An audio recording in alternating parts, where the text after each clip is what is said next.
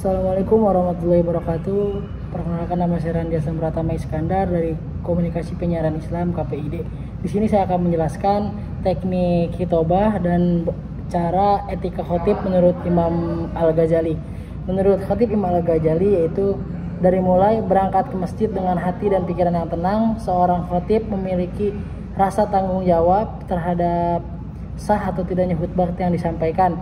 Yang kedua, seorang khotib harus mampu memantik sekaligus memberi motivasi seluruh jamaah untuk melaksanakan evaluasi. Seorang khotib harus mampu membangkitkan spirit jamaah agar memiliki energi, inner power untuk meningkatkan keimaman dan ketakwaan kepada Allah Subhanahu wa taala. Dalam narasi Imam Al-Ghazali, seorang khotib mampu menuju jihadnya membawa hati yang tenang, pikiran yang terang. Dan yang kedua, yang paling penting, terlebih dahulu saat sunnah kemudian duduk dengan penuh haibah, dan atau haibah itu yaitu berwibawa ya. Dan seorang khotib setelah sampai di masjid hendaknya melakukan sholat sunnah yaitu tahiyatul masjid dan duduklah dengan penuh wibawa dan haibah. Gunakan waktu menunggu mereview materi khutbah yang disampaikan. Dan yang ketiga, tidak berbincang-bincang dan menunggu waktu. Seorang khotib mampu mengalokasikan waktu untuk menunggu waktu khutbah. Saat menunggu waktu khutbah, waktu sejatinya bisa menjaga diri dan berbincang-bincang dengan sesuatu yang tidak bermanfaat. Berbincang-bincang bisa merusak konsentrasi sekaligus untuk merusak kewibawaan khotib itu sendiri. Nah, yang ketiga, kemudian melangkah menuju mimbar dengan penuh rasa hormat seolah-olah mengatakan sesuatu kepada Yang Maha Kuasa. Jadi khotib itu bisa menyampaikan kegiatan-kegiatan yang positif gitu, teman-teman. Dan yang kedua, seorang khotib hendaknya menggunakan rasa percaya dirinya. Jadi harus pede gitu jadi khotib itu. Karena seorang khotib sedang melaksanakan tugas yang mulia, hindari percaya. Kita juga nggak boleh terlalu percaya berlebihan, soalnya itu bisa mengganggu konsistensi kesombongan dan keimanan kita. Hindari percaya diri berlebihan, sebab itu menjadi beban berat untuk digendongnya. Jadi kita memiliki beban yang berat. Dan langkah-langkahnya kemudian saat naik berdiri di tangga dan khusyuk sambil berzikir. Saat menaiki tangga mimbar demi sakaritas khutbah, sejatinya seorang khotib berdiri dengan khusyuk. Dilakukan untuk membantu mengkondisikan suasana hati tulus, fokus dan menjalankan tugas khutbah. Saat menaiki tangga mimbar, seorang khotib jangan mengosongkan hatinya dari zikir Allah Subhanahu wa taala. Hal ini penting dilakukan membangunkan koneksitas diri dengan Yang Maha Kuasa. Berputar untuk melayangkan pandangan kepada mutusisme dengan penuh konsentrasi. Jadi pas kita saat naik mimbar, kita menggunakan pandangan kita itu ke jamaah. Saat kita namanya eye contact lah kalau misalkan ibarat di public speaking itu. Cuman ini dengan rasa yang penuh tanggung jawab dan rasa percaya diri.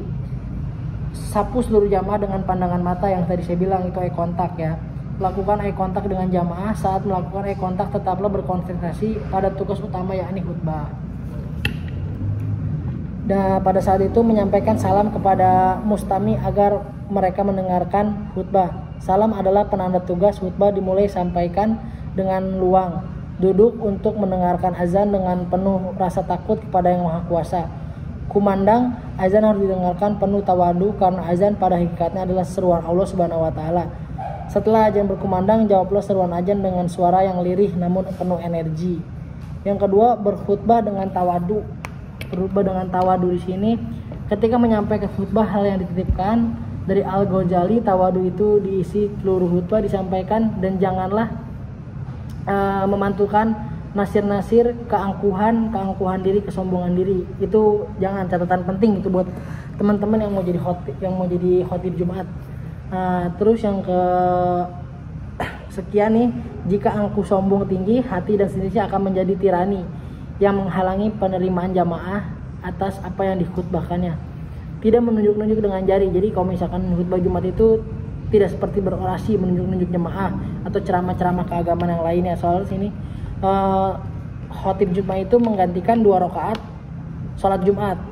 Jadi 2 rakaat biasanya kan sholat zuhur 4. Nah kalau misalkan di sholat Jumat ini digantikan dengan khutbah Jumat. Nah yang ke ini merasa yakin bahwa yang disampaikan bermanfaat. Jadi apa yang kita sampaikan itu lebih bermanfaat dan khususnya untuk diri khotib dan umum untuk jemaah. Untuk jemaah agar lebih baik lagi, memberi isyarat kepada jamaah agar berdoa. Jadi kalau misalkan saat khutbah kedua itu lakukan dengan pertama baca Al-Fatihah, terus mengangkat tangan dan berdoa keselamatan. Umumnya doa keselamatan dan yang lainnya doa untuk kepentingan jamaah sekalian. Turun dari mimbar bila muadzin telah siap untuk iqomah. Sesuai khutbah khotib, hendaknya tidak langsung turun dari mimbar hingga muadzin mulai menyerukan. Tidak bertakbir sebelum jamaah tenang. Bila khotib sekaligus bertindak sebagai imam, sebelum khotib harus memperhatikan keadaan para jamaah. Apakah sudah bergerak? Diperkenalkan untuk memberi instruksi kepada jamaah untuk meluruskan dan merapatkan barisan. Kayak Solu sufakum paina matasata min kamen iqamati sholat istaqimu wa'tadilu. Jadi kalau misalkan saat itu jemaah sekalian harus dirapatkan dan di barisan. Pas zamannya Abu Bakar